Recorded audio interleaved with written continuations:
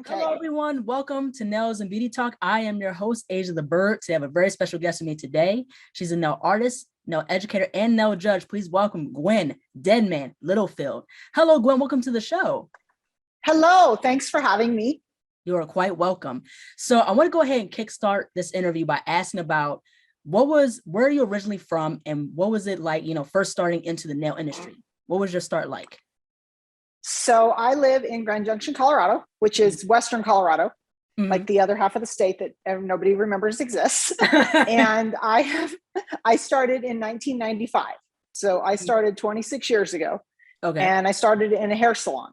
Okay. And so I was the nail tech in the hair salon. And I feel like back then it was totally different. We didn't have all the discount salons. Right. They had not started showing up and coming onto the market yet. So it was, in a way, I think it was easier because people, they weren't looking for just cheap and fast, which is definitely a hard part of it now because there's so much of that. Right. Right. That's an interesting story. Now, who really inspired you to get into nails? So, okay. So when I was in 7th grade, we had a job fair where we had to go to like a business that we thought we wanted to do. And I went to a hair salon because I thought I wanted to do hair. And while I was there, there was a gal there doing nails. Right. And she did my nail, like just a couple nails on me. And I was just so fascinated by that. I thought it was really cool. Right. And then my sophomore year in high school, one of my friends was from California. She went and visited her family over spring break and came back with acrylic that she had gotten from like a Sally's or something. Right. And so she did her nails and then she did my nails and then she got me stuff and I started doing my own nails. And so then when I went to beauty school, I have a full cosmetology license, but when I went to school, I really excelled at nails. So there was, when I got out, I focused mainly on nails. And so there's not really like a person who inspired me to get into the industry per se, like other than like, so the guy, I didn't even know that nails was a thing until I went to that hair salon. Right. Yeah, that's kind of the same with me. Cause I've gotten a cosmetology license through high school. So I'm more interested into like the nail sector. So it's so interesting that we both have that in common. So who are like your favorite like nail artists? So of course, one of my biggest inspirations always will be Tom Holcomb. And he passed away 10 years ago, but he was definitely, when I started out in the industry, he was a very, very big name. And I followed all of his competition stuff and everything. And so he was always a big inspiration for me. I did get to take one class with him and he was an excellent teacher. He was a teacher that would share everything. Like he didn't try to hold back so that you wouldn't be better than him or anything. I've been in lots of classes with teachers that like, they don't tell you everything because they don't want you to be better than them. Right. And, and then right now I would say probably I don't really have like one particular person that I go, that's my inspiration. I get inspiration from different things that a lot of people do. Yeah, most definitely. Like you don't have like a select person that you get inspiration from. It's like plenty of people. Like for me, it's like Viv Simmons, Catherine Wong, Kirsty Meakin, the best of the best that have really been in the nail game for a long time. So yeah, I'm like you. I don't have a lot of particulars of like one person or like a certain select few, Now, I want to go ahead and shift gears and talk about salon success. So what has been your experience owning your own salon, and what are some pieces of advice for someone who wants to own their own salon? So if you want to own your own salon, so I've had my salon since 2003. And when I bought it, it's a hair salon. I have 5 hair booths. And then I've had multiple numbers of hairdressers in and out. I do booth rental. And if you don't want to be extremely hands-on and into everything, owning a booth rental salon is the way to go because they are independent contractors. They do their own thing. They schedule their own appointments, take their own money. You're just giving them a space to work. But a lot of people are too controlling for that. So they need like an actual employee salon. But I would say as a salon owner, like with an employee salon, you have to, you can still kind of work behind the chair, but you really need to dedicate time to staff development and training for your staff and managing your staff. So if you are super busy, crazy busy behind the chair, and then you're like, well, I want to own a salon too, you have to know that that's going to add a ton of hours of work to your workload. Right. And I think that's hard for a lot of people. They don't want to give up their clients, but they want to own a salon, and they end up not being able to devote enough time to any of it. Right, exactly. So in terms of like with owning a salon also, like how important is understanding documentation and insurance? Like, can you tell us the whole process behind that? So that is something that is extremely important. You have to keep track of everything. And insurance, obviously, I mean, we all know insurance is super important because that's what protects you. If there's an accident or, a client gets an infection or anything like that, there's so much that you really need that for. Because, but it can also be like if something happens, years ago, a friend of mine in another town was telling me about another salon in her town that actually burned down. And they did not have insurance. And even though the building, they did not own the building, it was a rental, they actually were liable for that property. And if they had had insurance, it would have covered the property, the damage to the property. Because they didn't, they actually had to come up with that out of their pocket. I think the owners of the building actually ended up having to sue them to get the money for the building that was damaged. Wow, that's crazy. Yeah, and also like within terms of, I want to shift gears and talk about the nail education system. So what is your whole perspective about the nail education system and how can it be improved?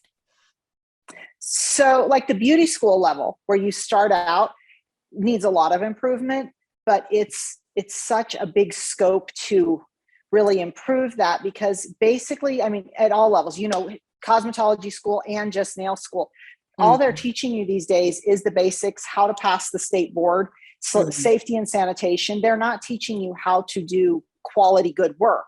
It's just the side of not injuring or not causing problems. And a lot of people don't realize that they don't learn everything they need to know in beauty school. And they really do need continuing education. And I think that's super important in our industry, is to continue your education after you get out of school with, follow-up classes, whether they be through a manufacturer or an independent educator, but make sure that you vet that educator before you take a class with them. Like check if you can get a hold of past students, find out, look at their work, but look at their students' work too. Because you see a lot of educators that, they're just, especially independent educators, are just self-vetted. They say, oh yeah, I'm an educator, I can teach you. And then you go to their class and you don't learn anything because they aren't actually capable of teaching. Yeah, most definitely. Like, I think you have to have experience with teaching and understanding the aspects of holding or giving a nail service. So I think I could definitely agree within like the nail education system, especially the beauty education system. It needs a lot of improvement, because especially like how I went to, when I did cosmetology courses in high school, I didn't learn the in-depth aspect of nails. It was just like this one section, and then the majority is hair. So the thing is that when you think of cosmetology, you think of solely hair. Is not, not so much with nails. Like nails, like a small percentage of what you learn in beauty school. So I think those things are, definitely important in terms of improving and just learning more about the business aspect, the different areas of beauty. I think that's very, very important. Now, in terms of nail education, I want to get a little bit more into that. So you're also an educator for Crystal Nails, and you are also an educator for Le Chat. So what has been your experience doing like education, like nail education for those brands? So I'm no longer with Crystal Nails, but I'm with Le Chat now. And so even when I was with both of them, when you work for a manufacturer, they have their certain ways that they do their products, and there's certain products that you use. So you have to, when you're working with a manufacturer, you teach what their products do. So it just depends on what you're doing. But a lot of, especially if you want to get into being an educator, I recommend working for a manufacturer for a while, because they do teach you how to teach.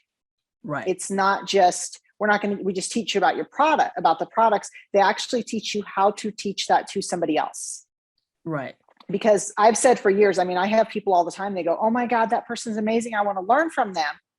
And just because you can do something does not mean that you can teach it. Right. Because explaining what you're actually doing can be very difficult. Mm-hmm. Right, most definitely. Now, what stood out to you with like Le Chat? Like, what attracted you to Le Chat nails? One of the things I really like about them, one of the main reasons I switched to them was that in that point in my career, I was really focusing on competitions, and I was trying to win the Nail Pro Cup, and they were willing to support me in that journey. But a thing that I really like about their company is they're USA based in their manufacturing and their company.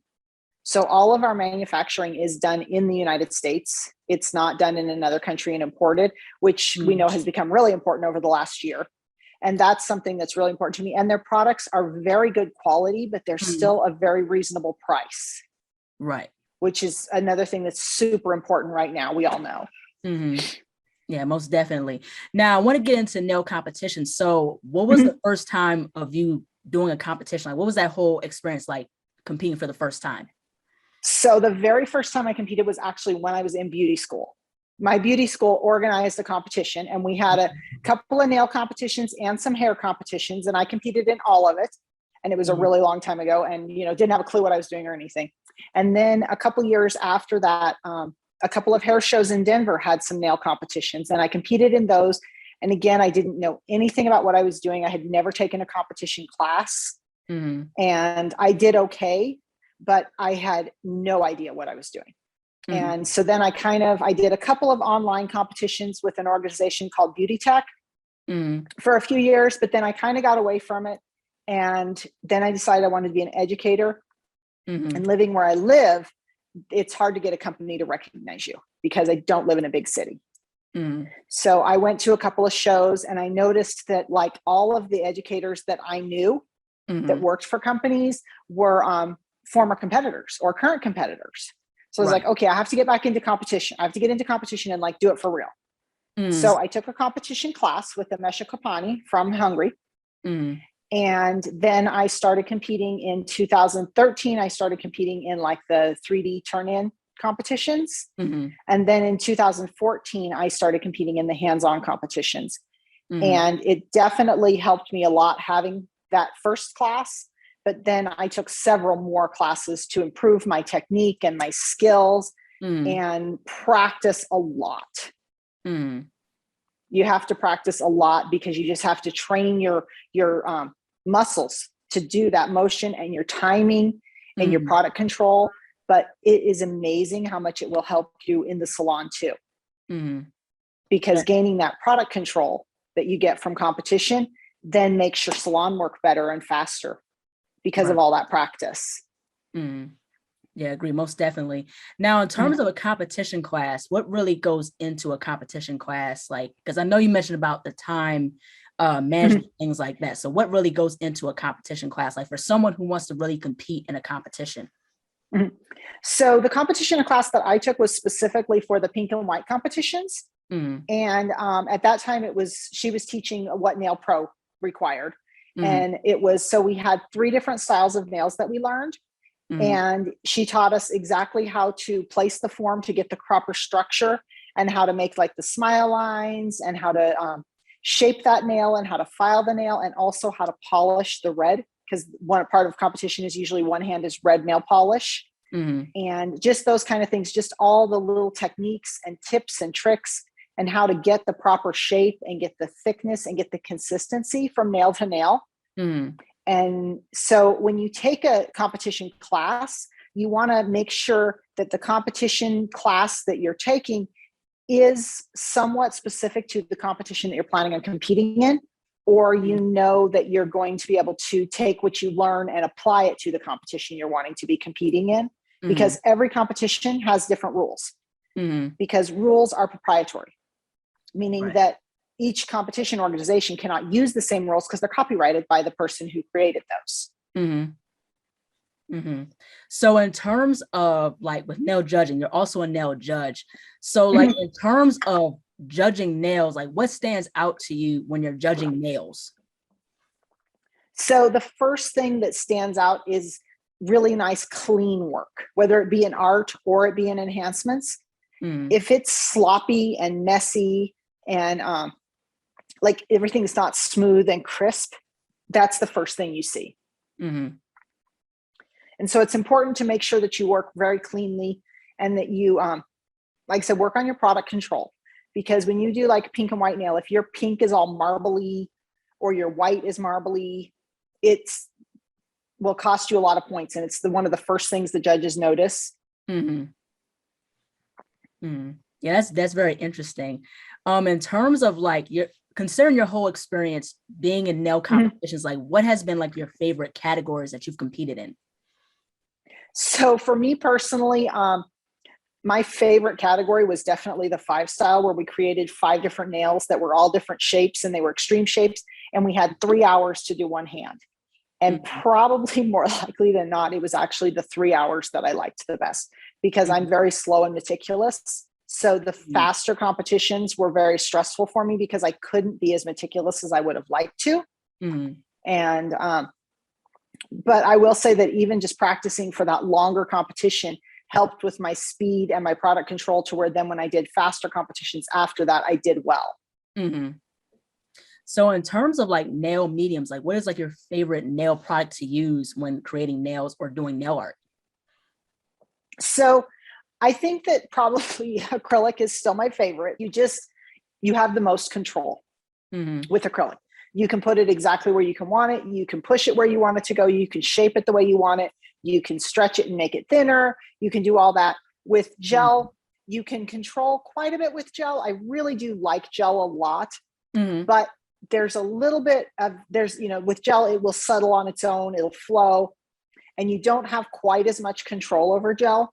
And then like the new acrogel, polygel type products are really nice as far as they give you the control of acrylic, but the working time of gel where you can play with it forever. But that can be an issue too, because part of working with acrylic is as it's curing, you have different controls over it as it's starting to dry. And the polygel, you never get, it's all the same consistency. So you can't work it a little bit, let it dry a little bit, then work it a little bit more. So I would say that acrylic is still my most favorite medium. That's cool. So like in terms of like nail enhancements, so the one thing that, I'm not very strong at is like nail enhancements, whether it's with acrylic or gel. So what are some pieces of advice would you give for someone like myself who isn't very honed to doing nail enhancements? Like how could we improve?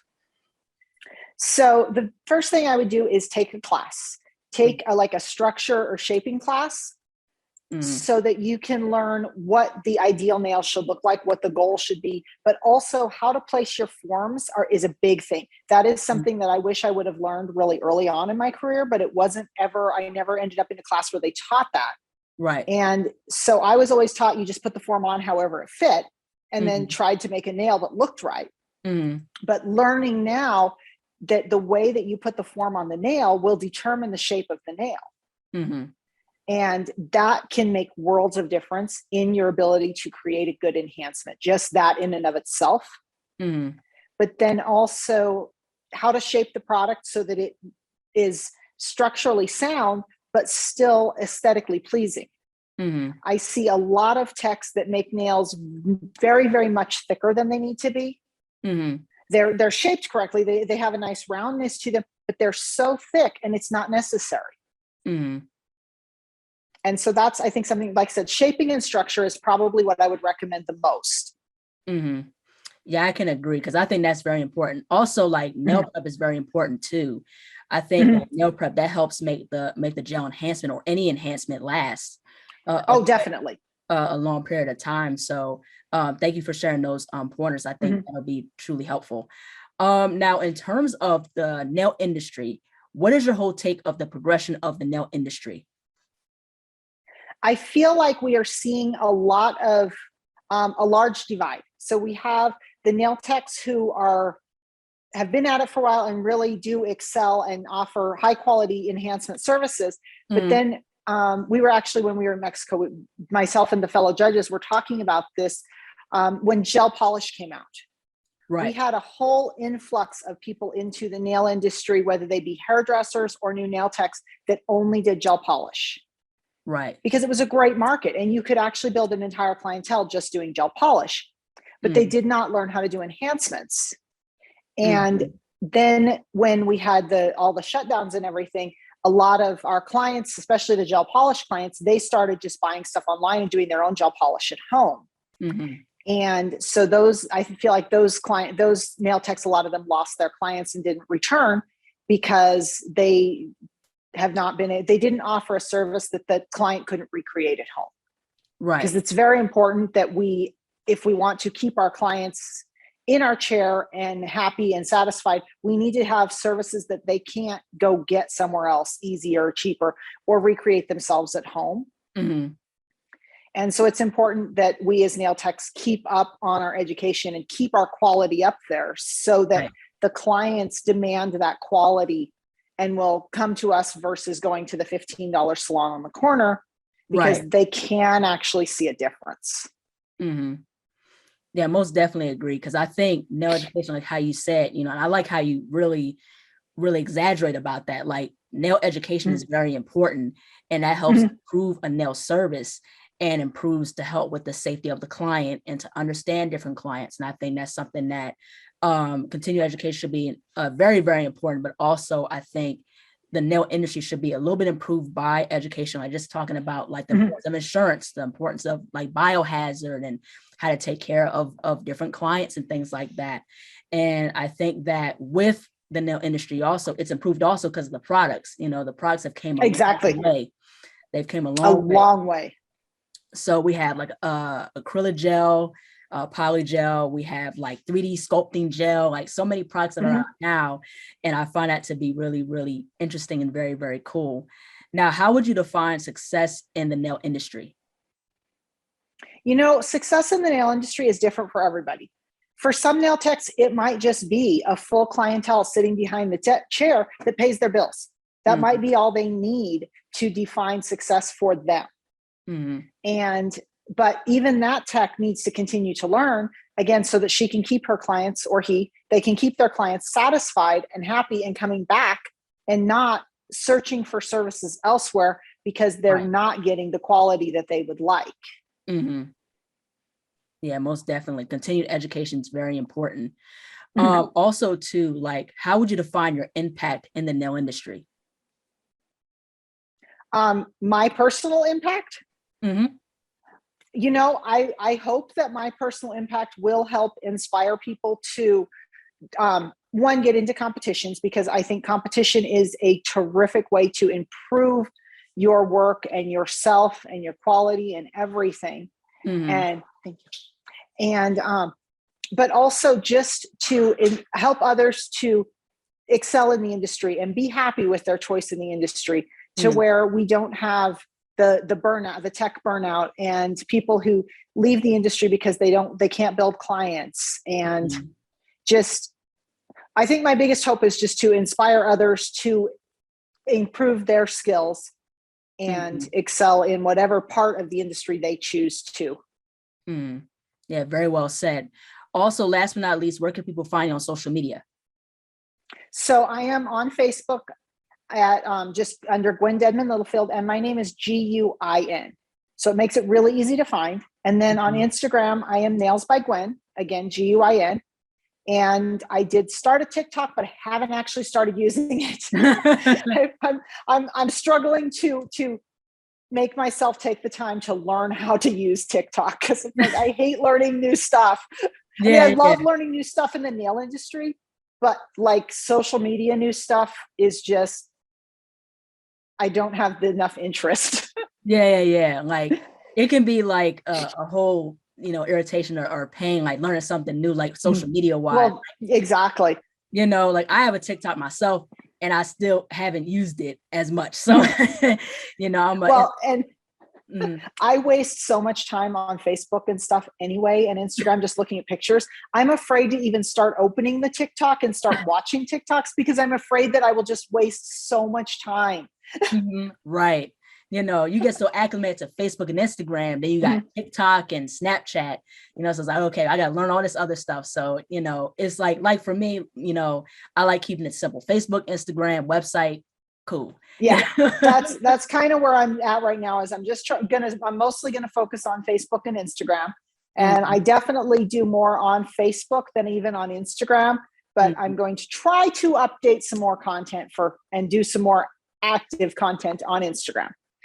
Oh, cool. Well, thank you so much, Gwen, for jumping onto the show. Thank you so much for taking the time out. Thank you so much for sharing your story and sharing your knowledge. I think, you do, like, you're very passionate about, what you do in the industry, and, you're all about progression within the nail industry. So I definitely appreciate that. So thank you so much for coming onto the show. Thank you for having me. It's been great. Thank you. Well, take care. All right. Bye. Bye-bye. Hello, everyone. Thank you so much for watching. Please like, comment, share, and subscribe to the channel. Be sure to click the bell for notifications. Also, follow me on my social media platforms and visit my website, ASIATHABIRD.com, and be on the lookout for more interviews to come very soon. Take care and stay beautiful.